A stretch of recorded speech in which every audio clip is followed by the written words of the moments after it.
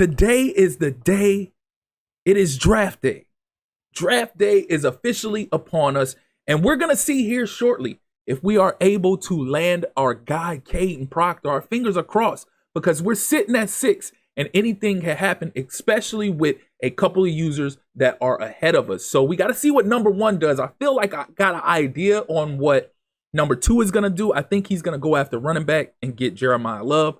But it's going to come down to what number 1 does, and as long as no other user trades up into any of those picks before us. But looking at some of these quotes from some players off to the side, you got Garrett Wilson, who would prefer the Jets to actually go after a QB in a draft. And our guy, our leader of the pack, AR5, we need help on the offensive line. I'd love to upgrade the tackle position. Hey, look, we're going to try. We're definitely going to try to get you taken care of. That's the main goal. Our main prize is Caden Proctor. So let's see if we can get it done. Without further ado, let's jump straight into this draft. And like I said, hopefully we can get things to go our way. And hopefully the Chiefs don't end up. All right, here we go. Who are they going with? Come on, Roger. Damn. Yes. Okay. So no Caden Proctor. It looks like they decided to go with Sonny Styles as the number 1 overall pick in the draft, which is a fantastic pick. It is a fantastic pick. All right, who's number 2? Who we got going at number 2? Come on. Yes, Jeremiah Love. Let's go. So both users decided not to pick our guy. So as long as nothing wonky happens with the CPU, Caden Proctor should be becoming a Jacksonville Jaguar here soon. All right. The pick is in for number 3. Who we got?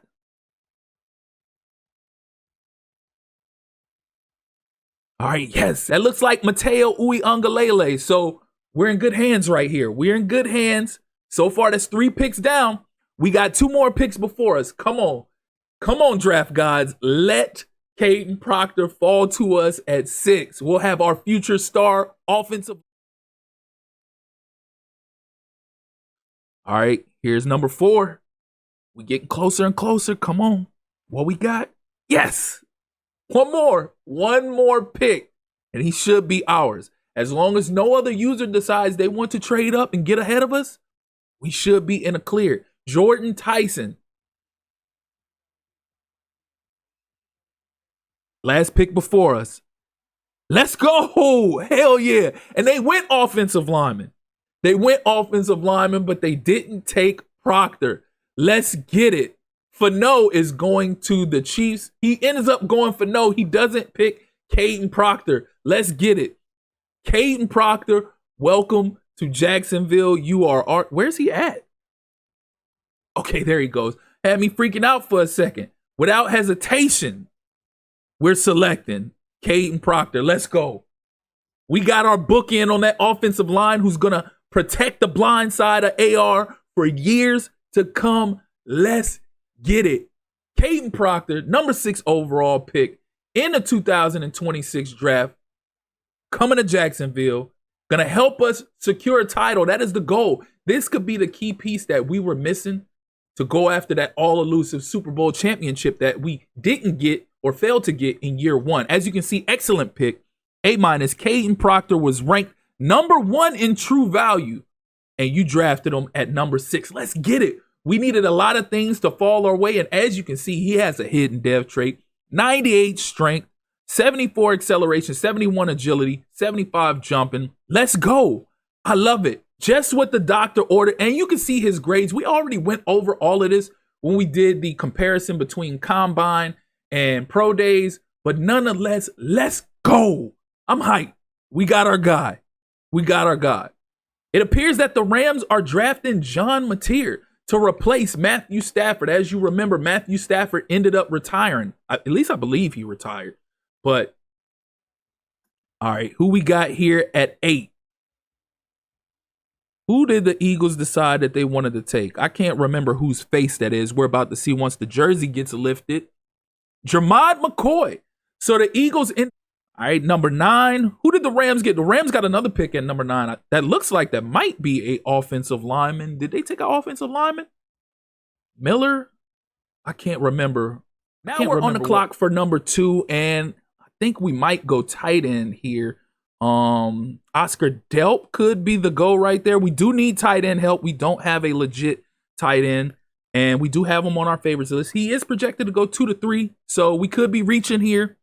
Let's see what the grade is once it comes in, and if we indeed actually reached, or if this was a good pick. But nonetheless, we secured the main person that we needed to secure early in the draft in the first round with Caden Proctor.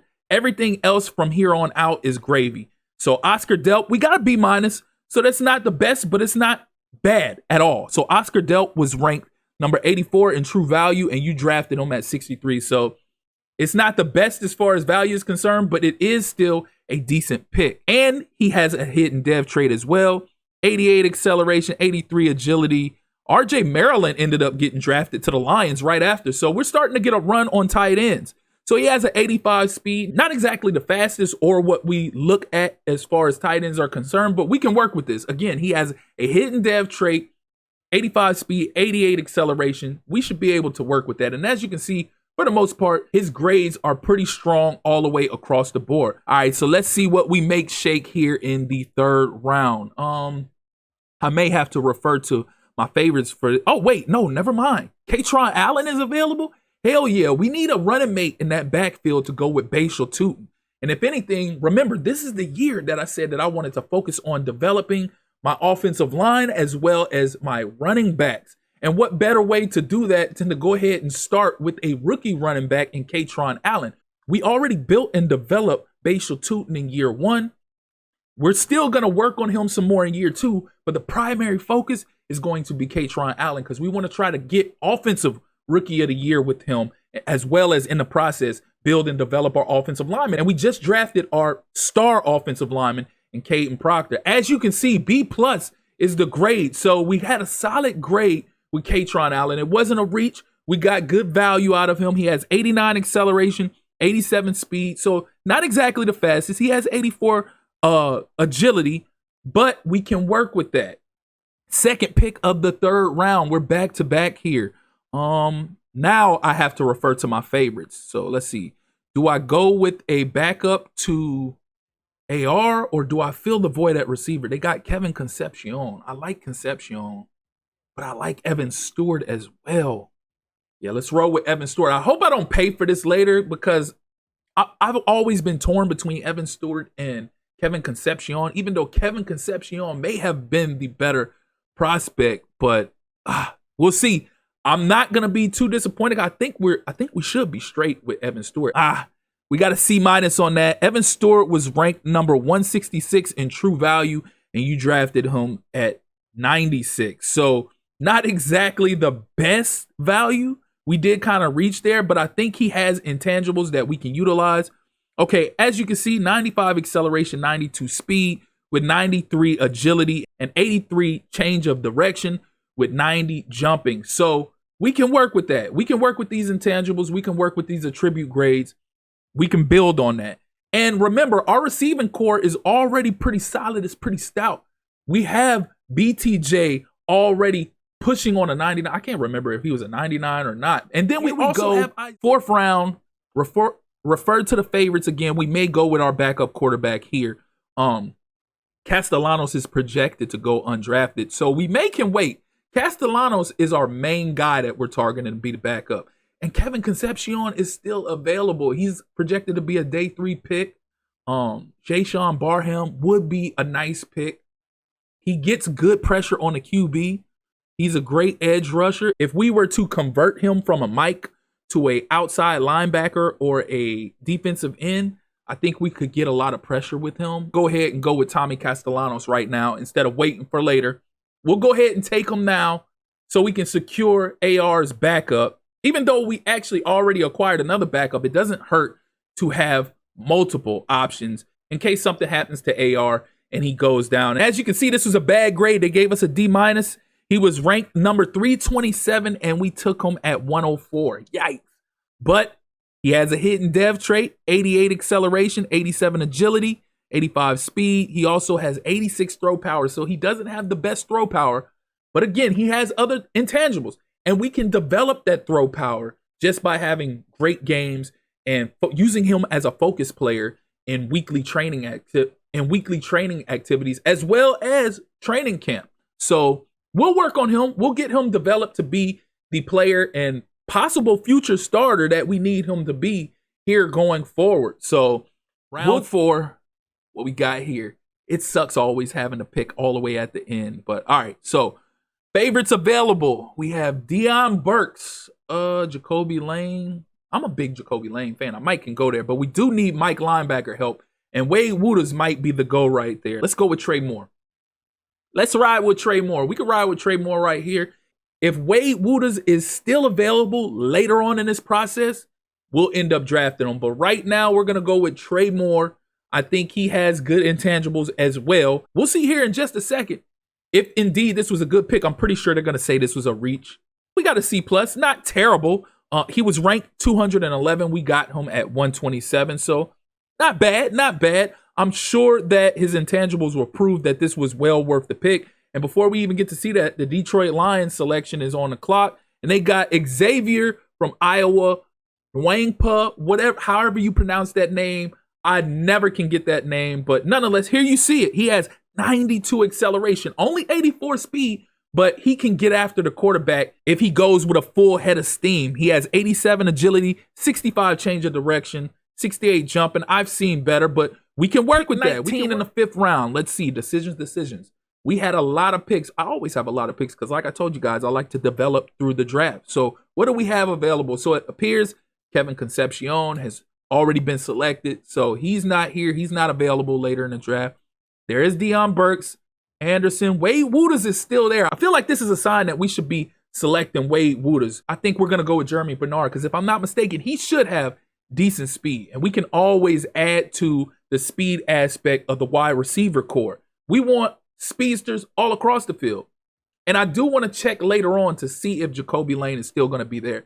Even if we don't draft him, we may attack him in free agency, undrafted free agency at that. So Jeremy Bernard, bringing in our second Alabama player, and we got a D- on him. So not exactly the best. We did reach here as well. He was ranked 338 in true value. We got him at 147. Consistently bailed out QBs with spectacular catches, fast enough, but drops easy catches. So we'll have to work on that. All right, so he's not as fast as I thought.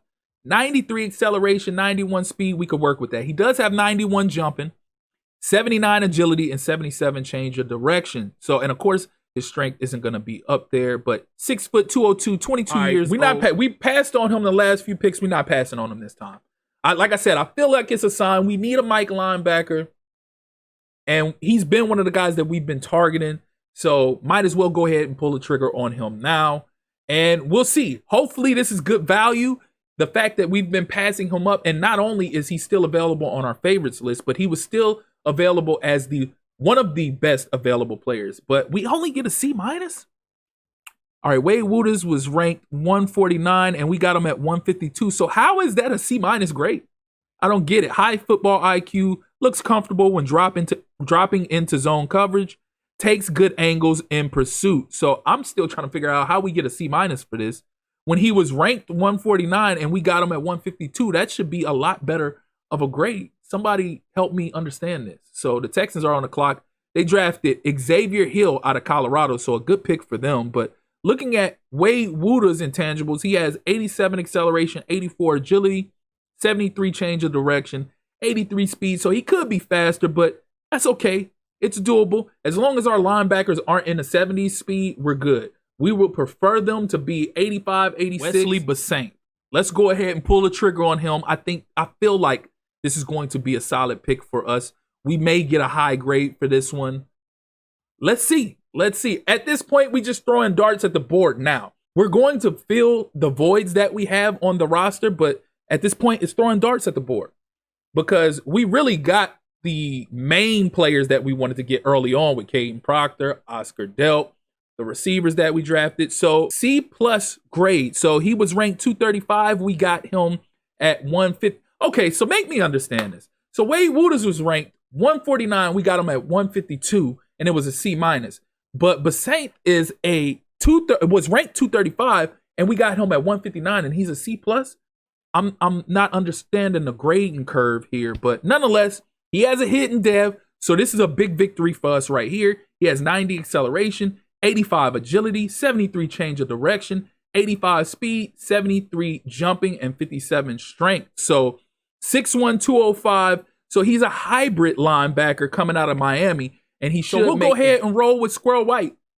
We'll roll the dice with Squirrel White because if anything, I know for a fact Jacoby Lane's speed is slow, but we could use that spectacular catch ability because if you've seen any of his highlights or watched him play at USC, he makes some of the best catches known to man. So if he's available in undrafted free agency, we'll take him. Or even if he's available later on in the draft, we'll take him. But Squirrel White, we got a D grade for him. He was ranked 277. We got him at 173. He has 92 speed, 92 acceleration, 93 agility, 86 change of direction with 91 jumping. So again, he doesn't have a dev trait. He's normal. Hey, Keon Burnett is still there. Hey, let's go ahead and pull a trigger on him. He was one of the faster tight ends still available, if I'm not mistaken. So we looked at picking him up a couple rounds ago, or at least like 5 picks ago, but we passed on him. And he's still there now. So this lets me know, just like with Wade Wouters, this was a sign that we needed to pull a trigger on him now. So we're about to see exactly how great of a pick it was. And it wasn't exactly the best. D minus. He was ranked 334. We got him at 187. Former high school power forward. So he played ball. He knows ball. Oh my God, he is not that fast. He is not as fast as we anticipated. Maybe I was looking at the wrong pro day and scouting combine 40. But I mean, he does have a hidden dev trait. He has 88 acceleration. So at least he has the ability to pick up speed as he's going. So screw it. Take Jacoby Lane. Why not? So we actually have a C minus for that pick. I don't know what the hell that was. There was like a glitch there. It said D minus, then it converted to C minus. But this is another pick like Wade Wouters. He was ranked 191 and we got him at 200, but he is a C minus. So he has a hidden dev trait, 91 acceleration, 87 speed. So just like we said, he doesn't have the fastest speed rating, but he has 93 jumping ability, 77 change of direction, and I would imagine that he has one of the highest spectacular catch ratings in the game.